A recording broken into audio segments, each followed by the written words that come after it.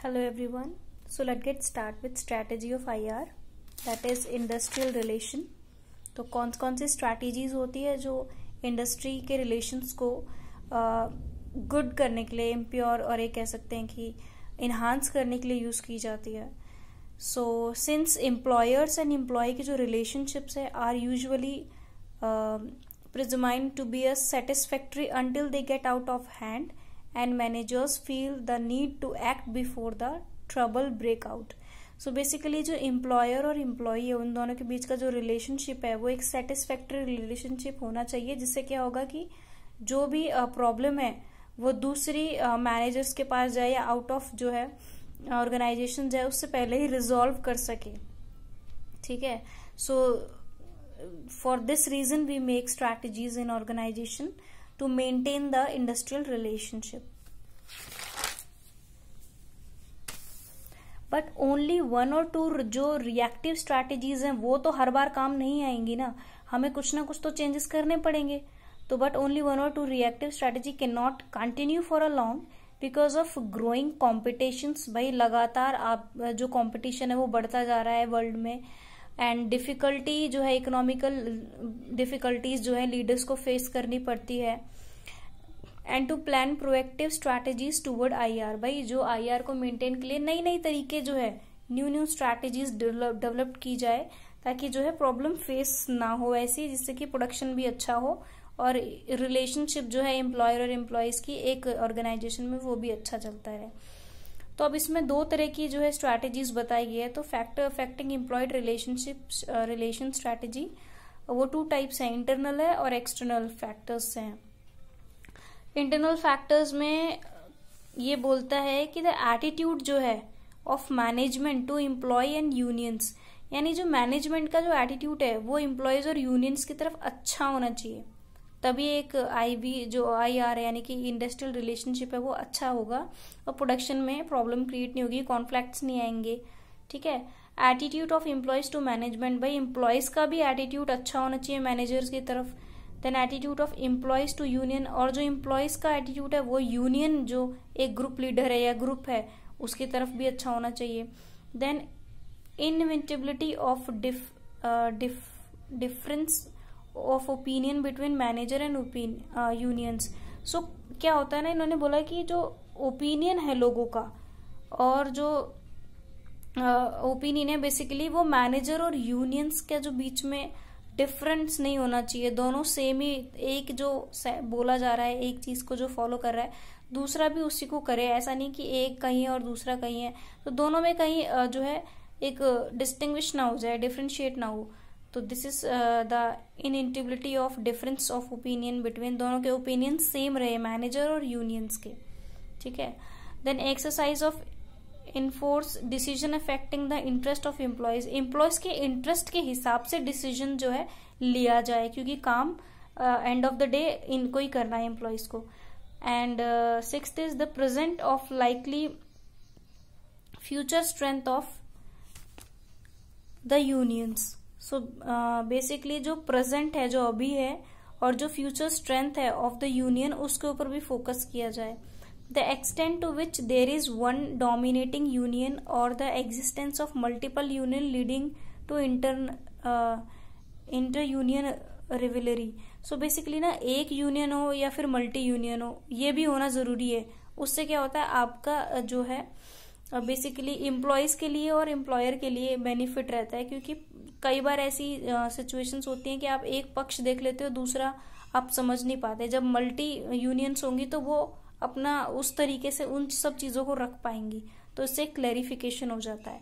Then resolving grievances, यानी जो strikes और ये सब जो होती हैं, एम्प्लॉयज कई बार स्ट्राइक्स कर देते हैं, कंपनी टर्नओवर हो जाता है कई बार, तो ये सब ना हो इसके लिए वो रिजॉल्व कर दिए जाते हैं, रिजॉल्व कर देते हैं इस प्रॉब्लम को. हैंडलिंग जो है problem exist with in the company, जो कंपनी में प्रॉब्लम है उसको हेल्प करने में मदद करते हैं. तो इससे भी आपका जो इंडस्ट्रियल रिलेशन अच्छा होता है. The effectiveness of manager and supervisor, जितना इफेक्टिवली डील करेगा, जितना जो मैनेजर है सुपरवाइजर है जितनी ज्यादा स्किल्ड और नॉलेज है उसे, उतना ही वो जो है प्रॉब्लम को सॉर्ट आउट करेगा और IR है वो मेंटेन रहेगा. The extent to which technology changes are likely to affect employment conditions and opportunity. अब क्या है ना, टेक्नोलॉजी का यूज करने लगे तो उससे भी आईआर में कई जो है फर्दर चेंजेस देखे जा सकते हैं, तो उसका भी हम यूज करके पॉजिटिव तरीके से जो है आईआर रिलेशनशिप जो है अच्छे से मेंटेन कर सके। देन एक्सटर्नल फैक्टर्स कौन से हैं जो कि इंडस्ट्रियल रिलेशंस को अफेक्ट करते हैं, तो the militancy of the union, यानी कि ये जो यूनियन है वो नेशनैलिटी को बिलोंग कर रही है, लोकेलिटी को बिलोंग कर रही है, इस पर भी डिपेंड करता है। The effectiveness of the union, कितना इफेक्टिव है यूनियन, और उसके official, the extent to which the officials can do control the activities of supervisor within the company. Basically कितना इफेक्टिव एक सुपरवाइजर है जो अपने जो नीचे वर्कर्स हैं उससे काम करवाता है, और कितने इफेक्टिव वर्कर्स हैं जो अपने मैनेजर को सपोर्ट करते हैं। ठीक है। The authority and effectiveness of employ association, जो अथॉरिटी है और एम्प्लॉयज हैं उनके बीच का एसोसिएशन अच्छा होना चाहिए, तभी जो है इंडस्ट्रियल रिलेशन अच्छे रहते हैं। The extent to which bargaining is carried out at national and local और plan part level. So basically एक एक्सटेंड पर बार्गेनिंग होनी चाहिए जिससे कि आपका नेशनल हो, लोकल हो, ये सारी चीजें लेवल्स पे जो है एक इंडस्ट्रियल रिलेशंस जो है मेंटेन कर सकें। The effectiveness of any national और लोकल प्रोसीजर एग्रीमेंट दैट में एग्जिस्ट। सो इफेक्टिवनेस, कितना इफेक्टिव है भाई, हम अगर किसी और नेशनल या लोकल किसी कंपनी में जा रहे हैं तो वो कितना इफेक्टिव है, उसके ऊपर भी डिपेंड करता है कि आपका जो बेसिकली ये इंडस्ट्रियल रिलेशन किस तरीके का होगा और कैसे होना चाहिए। सो द एम्प्लॉयमेंट एंड पे सिचुएशन, अभी देखो एम्प्लॉयमेंट, कितनी जॉब्स हैं, कितना अच्छा आपको पे मिल रहा है, उस पर भी आपका जो है ये रिलेशन जो है एम्प्लॉयज का, या कह सकते हैं कंपनी के अंदर जो रिलेशन है वो अच्छा हो, उसी से पता चल जाता है। नेशनलिटी और लोकेलिटी, यहाँ पर जो है ना हमने दो नाम बहुत बार सुन रहे हैं, नेशनैलिटी और लोकेलिटी। यहाँ पर सिंपल सा मीनिंग है, जो बड़ी कंपनीज है वो नेशनैलिटी को बिलोंग कर जाती है, जो नेशनल वाइड है, नेशन वाइज है। लोकेलिटी जो सिर्फ कुछ जगह पर है और इतनी डेवलप्ड नहीं है, ठीक है, उस पर भी डिपेंड करता है। तो जितनी ज्यादा डेवलप्ड होगी उतना ही रिलेशनशिप अच्छे होंगे, पर कई बार क्या होता है जितना नेटवर्क छोटा होता है उतना भी रिलेशंस अच्छे हो जाते हैं। ठीक है, तो ये टोटली डिपेंड करता है कि कौन सी कंपनी अपनी चीजों को किस तरीके से हैंड ओवर करती है और कैसे कैरी करती है। So the legal frameworks with in which IR exist. फिर एक ये भी बहुत बड़ा रीजन है कि आप एक एम्प्लॉय का रिलेशन जो देखते हैं, एक इंडस्ट्रियल रिलेशनशिप अच्छा रहता है। लीगल फ्रेमवर्क को अगर लोग जो है एक इथिकल कोड्स को फॉलो कर रहे हैं, उसके अकॉर्डिंग काम कर रहे हैं, उससे बिल्कुल आउट ऑफ नहीं जा रहे हैं, तो उससे भी आपका एम्प्लॉय रिलेशन बढ़िया जाता है। क्योंकि आप किसी कंपनी के अपोजिट जाएंगे तो ऑफकोर्स कंपनी रिलेशन गुड तो होंगे ही नहीं।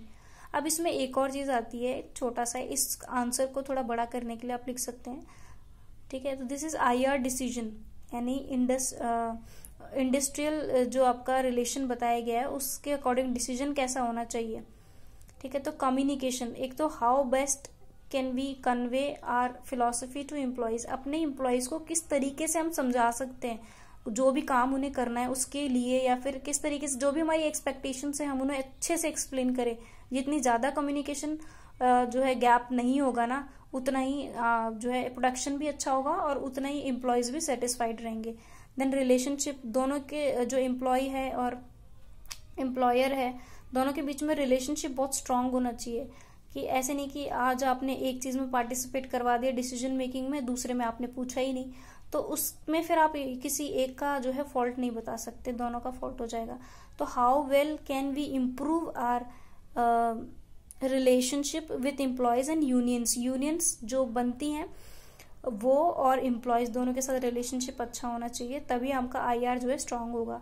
Then competence, how to improve competence, अभी किसी कंपनी में को दिखाना है कि भाई हमारे साथ भी अदर कंपनीज काम करती है, हमारा प्रोडक्ट अच्छे से चलना चाहिए, जब उनका चल रहा है तो हमारा उनसे भी ऊपर चलना चाहिए। तो उसको अगर टक्कर देनी है, कॉम्पिटिशन देना है, तो उसके लिए ऑफकोर्स हमको इम्प्रूवमेंट करना पड़ेगा। तो उस पर सुपरवाइजिंग, डीलिंग विथ मैटर, कि कैसे आप अपने एम्प्लॉयज के साथ डील कर रहे हो वो भी मैटर करता है। तो वो अच्छे से परफॉर्म करेंगे, कभी कुछ प्रॉब्लम आएगी तो फटाफट से आपसे पूछेंगे। अदरवाइज अगर आप स्ट्रिक्टली बात करोगे या फिर स्ट्रिक्टली जो है चीजों को बताओगे तो वो आपसे पूछेंगे नहीं, और इस चक्कर में क्या होता है कि कई एम्प्लॉयज और कई बार जो है प्रोडक्शन लो हो जाता है। डिसिप्लिन एंड कॉन्फ्लिक्ट, अभी अगर आपकी ऑर्गेनाइजेशन में डिसिप्लिन है, एकदम टाइम टू टाइम अकॉर्डिंग, वो कहते हैं ना पंचुअलिटी ऑफ वर्क है, और कॉन्फ्लिक्ट, विदाउट कॉन्फ्लिक्ट, बिना कोई जो है किसी रुकावट के, तो how shall we deal with it, किस तरीके से हम उससे डील करेंगे, ये सब चीजें अगर ये 4 डिसीजंस जो है आप फॉलो करते हैं किसी भी ऑर्गेनाइजेशन में, तो it is basically obvious apparently कि आपका जो इंडस्ट्रियल रिलेशनशिप है वो काफी अच्छा होगा. तो this is all strategy of IR. We are end up with this unit, and in next unit we will discuss planning, unit number 2, planning, nature of importance, factor affecting human resource planning, etc. So thank you so much guys, and please like and subscribe.